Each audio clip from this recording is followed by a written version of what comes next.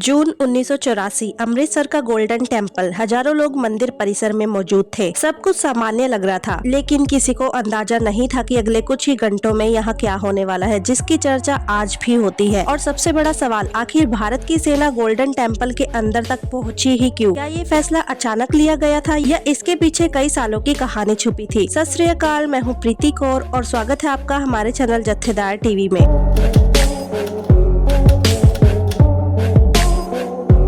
इस कहानी को समझने के लिए हमें कुछ साल पीछे जाना पड़ेगा। उस समय पंजाब में माहौल धीरे धीरे बदल रहा था। कई लोग महसूस कर रहे थे कि उनकी कुछ मांगों पर ध्यान नहीं दिया जा रहा है। राजनीति गर्म थी, बहसें चल रही थी और इसी दौरान एक नाम तेजी से लोगों के बीच मशहूर होने लगा, जनरैल सिंह भिंडरावाले। शुरुआत में लोग उन्हें एक धार्मिक प्रचारक के रूप में जानते थे।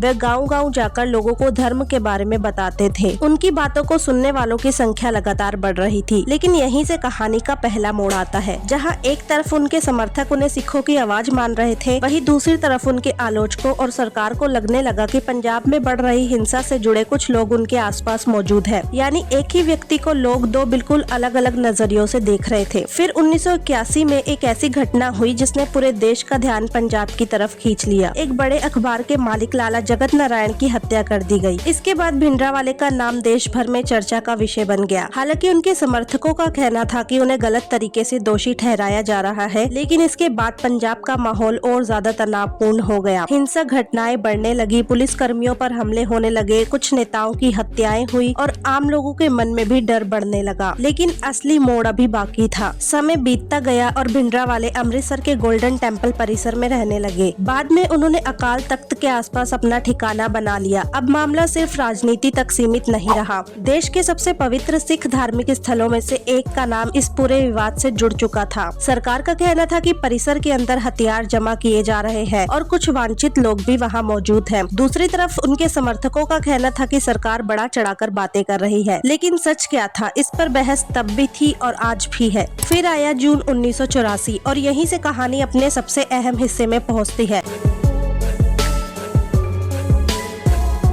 सरकार ने फैसला लिया कि अब सेना कार्रवाई करेगी, जिसका नाम रखा गया ऑपरेशन ब्लू स्टार। धीरे धीरे गोल्डन टेम्पल के आसपास सेना की मौजूदगी बढ़ने लगी। रास्तों पर निगरानी बढ़ गई, इलाकों को घेरे जाने लगा। लेकिन यहाँ एक ऐसी बात थी जिसने पूरे मामले को और ज्यादा संवेदनशील बना दिया। उसी समय बड़ी संख्या में श्रद्धालु भी परिसर के अंदर मौजूद थे। यानी अंदर सिर्फ हथियारबंद लोग ही नहीं थे, आम लोग भी थे, बुजुर्ग थे, महिलाएं थी, बच्चे थे, परिवार भी थे। 5 जून की रात कार्रवाई शुरू हुई। सरकार को उम्मीद थी कि ऑपरेशन जल्दी खत्म हो जाएगा, लेकिन हालात उम्मीद से ज्यादा मुश्किल निकले। अंदर से भी जवाबी गोलीबारी हुई। लड़ाई कई घंटों तक चलती रही। जैसे जैसे समय बीत रहा था, हालात और भी गंभीर होते जा रहे थे। फिर भारी हथियारों का इस्तेमाल किया गया और इसके बाद जो तस्वीरें सामने आई उसने पूरे देश को झकझोर दिया। अकाल तख्त को भारी नुकसान पहुंचा, कई लोगों की जान गई। हालांकि कितने लोग मारे गए इस पर आज भी अलग अलग दावे किए जाते हैं। इसी दौरान जनरैल सिंह भिंडरावाले भी मारे गए। माना जाता है कि वे अकाल तख्त के अंदर अपने साथियों के साथ मौजूद थे और ऑपरेशन के दौरान हुई गोलीबारी में उनकी मौत हो गई। हालांकि उनके आखिरी पलों को लेकर अलग अलग बातें भी कही जाती है, लेकिन इतना तो तय है कि उनकी मौत इसी कार्रवाई के दौरान हुई थी। पर कहानी यहीं खत्म नहीं हुई। ऑपरेशन के बाद भी विवाद जारी रहे। कुछ लोगों का कहना था कि कार्रवाई के दौरान कुछ सैनिक जूते पहनकर परिसर के अंदर गए थे, जिससे धार्मिक भावनाएं आहत हुई। हालांकि इस बारे में अलग अलग दावे मौजूद है और सभी लोग इस बात से सहमत नहीं है। मरने वालों की संख्या को लेकर भी अलग अलग आंकड़े सामने आए।